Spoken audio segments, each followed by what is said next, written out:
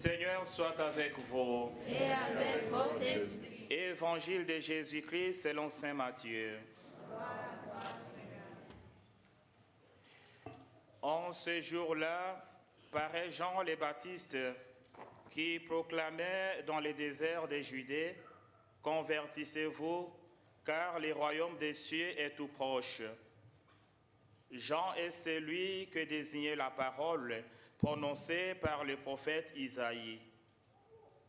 Voix de celui qui crie dans les déserts, « Préparez le chemin du Seigneur, rendez droit ce sentier. » Lui, Jean, portait un vêtement de poils de chameau et une ceinture de cuir autour des rangs.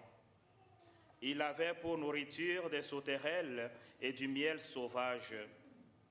Alors, Jérusalem, toute la Judée et toute la région des Jourdains se rendaient auprès de lui. Et ils étaient baptisés par lui dans les Jourdains en reconnaissant leurs péchés. Voyant beaucoup de pharisiens et de sadducéens se présenter à son baptême, il leur dit, « Agence des vipères, qui vous a appris à fuir la colère qui vient, produisez donc un fruit digne de la conversion. N'allez pas dire en vous-même, nous avons Abraham pour père, car je vous l'ai dit, des pierres que voici, Dieu peut faire surgir des enfants à Abraham.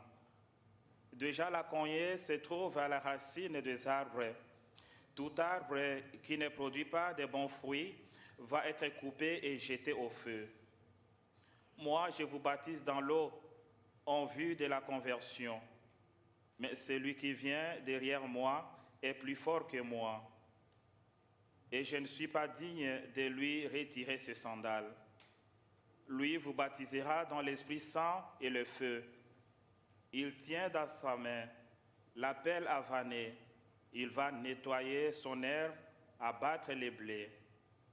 Et il amassera son grain dans les greniers. Quant à la paille, il la brûlera au feu qui ne s'éteint pas. Acclamons la parole de Dieu.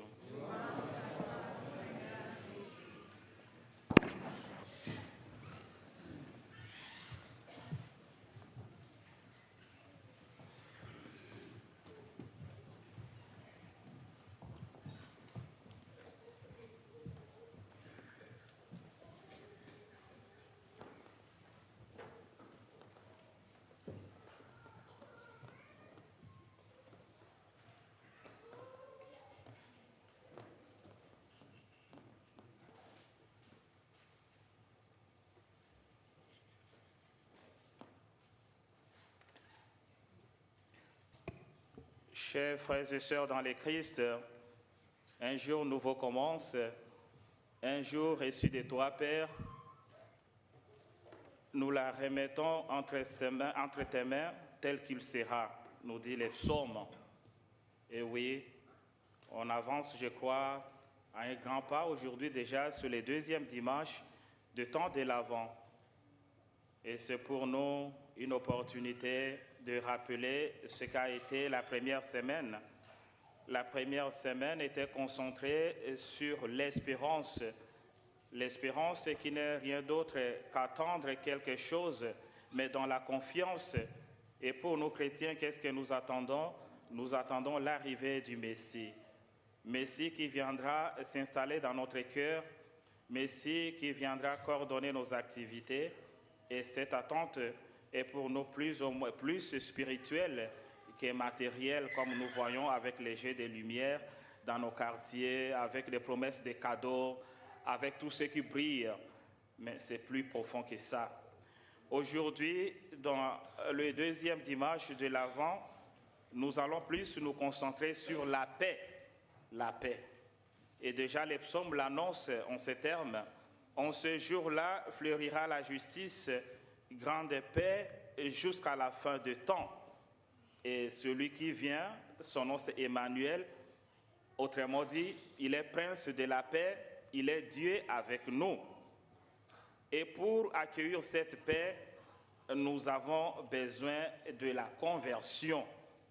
nous avons besoin de nous regarder au fond, nous avons besoin de nous regarder comme dans les miroirs, refléter ce que nous sommes réellement. Voilà pourquoi l'évangile de ce jour est très frappant. On voit Jean-Baptiste qui commence un baptême, mais on dit que c'est un baptême de conversion. Un baptême de conversion. Et les gens viennent de partout pour se faire baptiser en reconnaissant leurs péchés. Et ça, c'est très capital. Ils viennent se faire baptiser en reconnaissant leurs péchés, autrement dit, en reconnaissant leurs limites. En reconnaissant leurs limites. Voilà pourquoi ils profitent pour faire une observation importante aux Sadducéens, aux pharisiens. Ils les appellent agence des vipères. Un mot très dur, très fort. Agence des vipères qui vous a appris à fuir la colère de Dieu. Et ça nous rappelle une notion psychologique, la connaissance de soi. Pourquoi il a des mots durs à l'égard des pharisiens? Parce que les pharisiens ne se connaissent pas. Ils profitent de la révérence, ils profitent de l'honneur que leur accorde la population pour se voir au-dessus de tous, pour se représenter comme des dieux, alors qu'au fond d'eux-mêmes, ils sont nuls spirituellement. Mieux on se connaît, mieux la conversion sera possible, mieux on sera capable de contrôler ses émotions physiques et spirituelles. Mieux on se connaît, mieux la conversion sera possible, mieux on sera capable de contrôler ses émotions pour aboutir à ce qu'on appelle maîtrise de soi. Et ça, c'est capital pour ce deuxième dimanche. Voilà, chers frères et sœurs, nous nous préparons à accueillir le Messie. Nous devons nous connaître nos limites devant Dieu. Comme disait un sage, nous sommes devant Dieu. Dieu nous connaît tel que nous sommes et rien d'autre plus. Il me connaît, il vous connaît et rien d'autre plus. Rien ne peut être caché à Dieu. Et ça, c'est très capital. C'est le temps de nous reconnaître, de reconnaître nos limites, de reconnaître nos péchés. La porte est ouverte à la confession, à la purification intérieure. Ne négligeons pas ce sacrement de réconciliation avec Dieu, avec nous-mêmes, mais aussi avec les autres. Ce sacrement, des fois, est banalisé, même dans nos églises catholiques, alors que ça fait partie du sacrement. Les sacrements de confession et de l'Eucharistie sont intimement liés. On ne peut pas les détacher. Et cela me rappelle un prêtre en Afrique, qui est un grand missionnaire belge.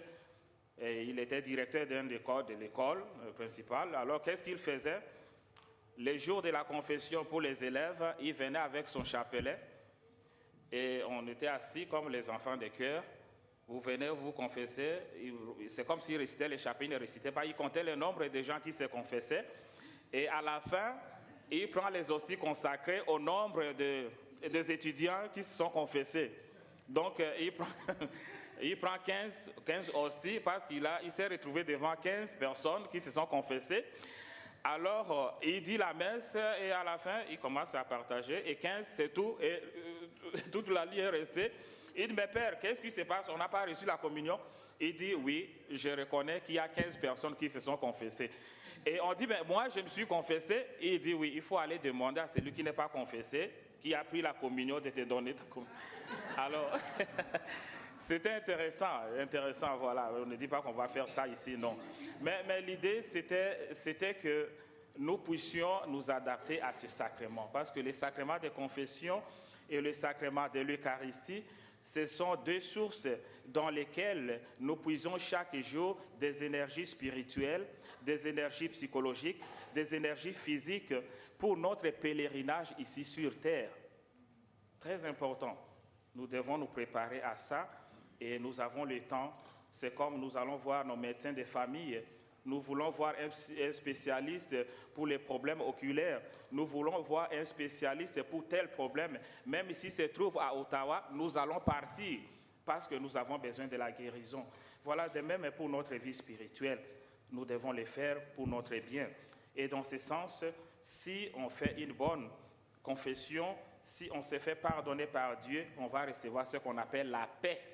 Et cette paix, c'est la paix intérieure. La paix intérieure que personne ne peut donner. Personne dans le monde ne peut donner cette paix, sauf Dieu, sauf Jésus. Sauf Jésus. Voilà pourquoi la première lecture parle de quelque chose d'important.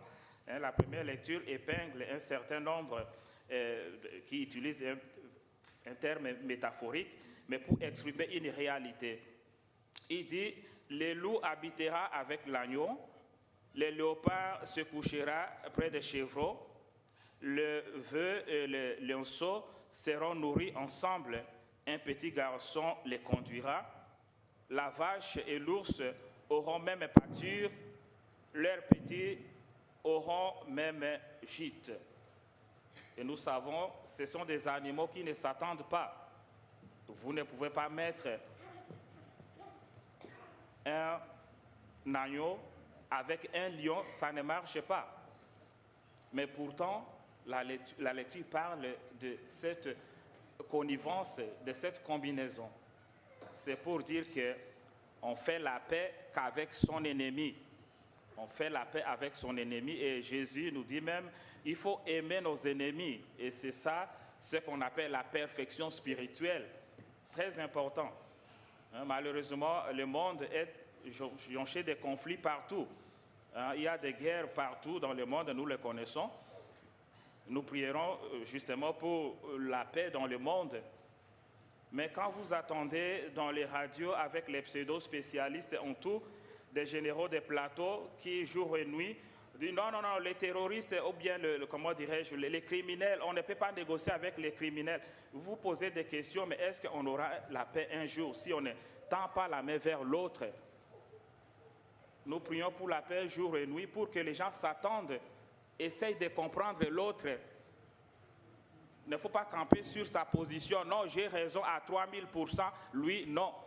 Et ça, c'est le désastre. La Première Guerre mondiale, Deuxième Guerre mondiale, ce sont des histoires qui se sont accumulées et finalement, ça a provoqué des guerres qui ont tué des millions de gens. Et des gens continuent, les va-t-en-guerre du plateau, continuent à activer le feu. On a besoin de la paix et on prie pour la paix dans le monde. Et cette paix dont nous avons besoin doit aller jusqu'au niveau de nos familles.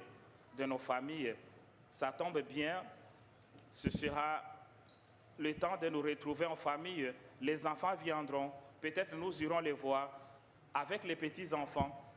C'est le temps de faire la paix, c'est le temps de tendre la main, c'est le temps même de s'excuser, même si on n'a rien fait pour que l'autre soit apaisé, pour que le climat fraternel règne. Très important.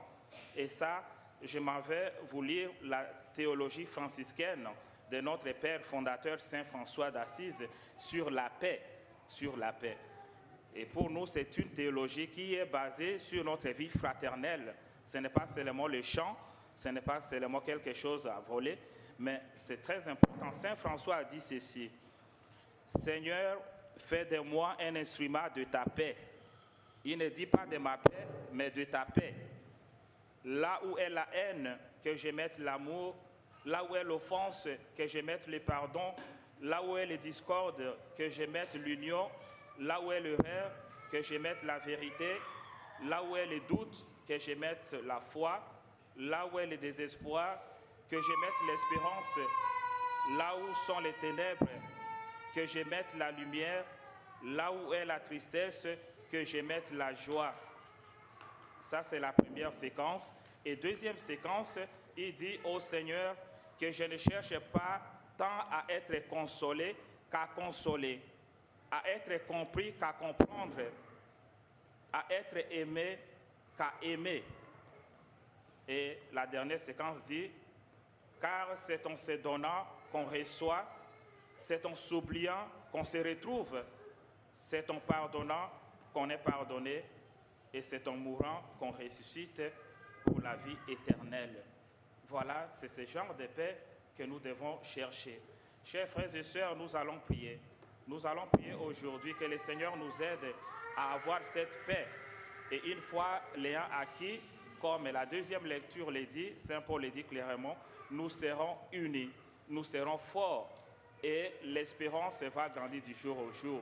Et nous serons capables de propager cette paix avec nous parce que ce sera une paix reçue de Dieu et une paix qui sera durable. Nous allons prier que la Vierge Marie, qui est la mère de Jésus, qui est prince de la paix, intercède pour nous.